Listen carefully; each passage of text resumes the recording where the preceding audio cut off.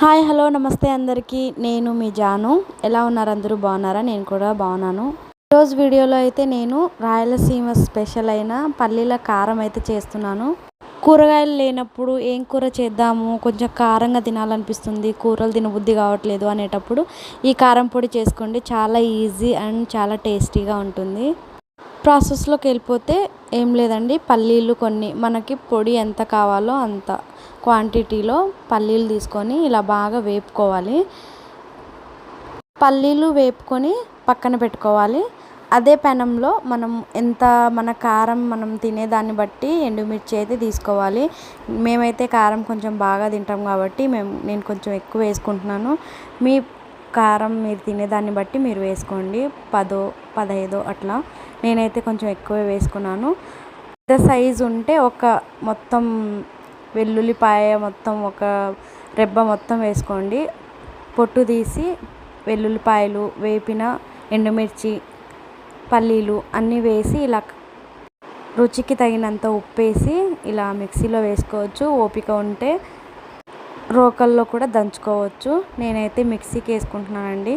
మిక్సీకి వేసుకొని ఇలా బారుగా, అంటే అంత మెత్తగా కాకుండా ఇలాగా చేసుకోవాలి. పొడి రెడీ అయిపోయినట్టే, అంతేనండి. చాలా సింపుల్. ఈ పొడి టేస్ట్ ఎలా ఉందో, ఉప్పు కారం సరిపోయిందో లేదో చూసుకొని ఒక కంటైనర్లో ఇలా స్టోర్ చేసుకుంటే ఒక 1 వీక్ వరకు పాడవకుండా నిల్వ ఉంటుందండి.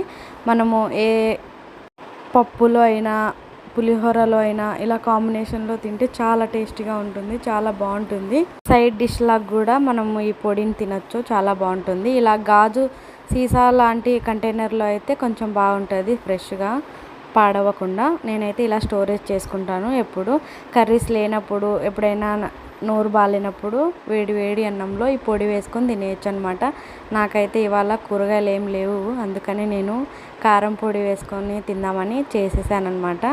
ఇంకా వేడి వేడి అన్నంలో ఇలా ఈ కారం పొడి వేసి మంచిగా ఒక 2 స్పూన్లు నెయ్యి వేసి కలుపుకొని తింటే ఆహా, ఆ టేస్ట్ చాలా బాగుంటుందండి. మీరు కూడా ట్రై చేసి ఎలా వచ్చిందో కామెంట్ చేయండి.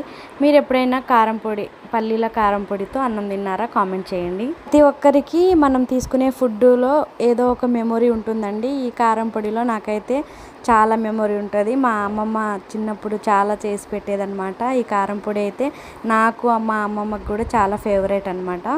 చిన్నప్పుడు బాక్స్కి కూడా కలిపి పెట్టేది కారం పొడితో అన్నం. అప్పుడప్పుడు ఇలా బాక్స్ తీసేసరికి బాగా గుమాయించేది. క్లాస్లో పిల్లలు కూడా, ఏంటి నీ బాక్స్ ఇంత మంచి స్మెల్ వస్తుంది, ఏంటో నాకు కూడా కావాలి అని అడిగి మరి తీసుకొని తినేవాళ్ళు అనమాట ఈ కారం పొడి.